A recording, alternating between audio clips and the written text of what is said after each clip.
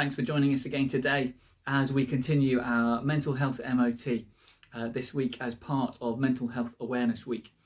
My friend Joe is going to be talking to us in a moment about how we can make a moment to pause and just how thinking and reflecting, and she's going to be talking about Christian prayer, how that can help us with our health, our mental health, to look after ourselves. So it's a slightly longer one than yesterday's. It's a 3-minute video coming up now, but I really hope that you find it helpful to you wherever you are and however you're feeling today.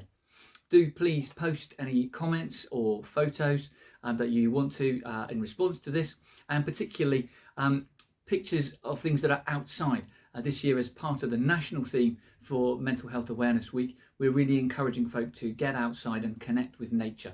So if you can take a picture of yourself taking a moment to pause outside, then do please post it onto our feed.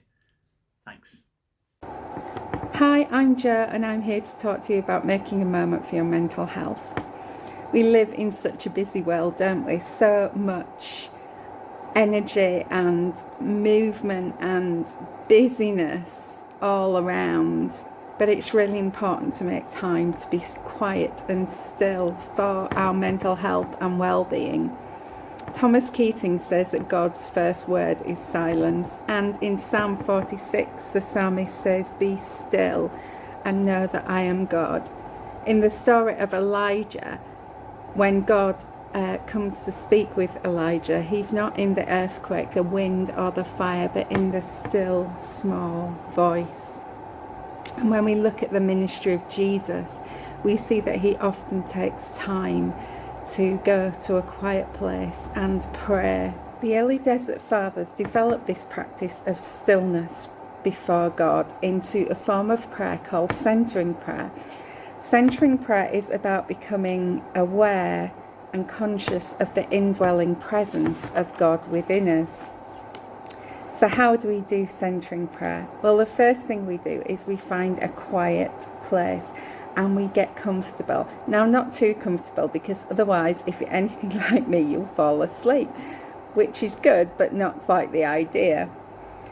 I like to have my feet on the floor and to sit quite straight, because I find that helps to keep me alert, and I will often take my shoes off so that I can feel the floor and feel grounded. And then you close your eyes and really rest in God's love which dwells within you.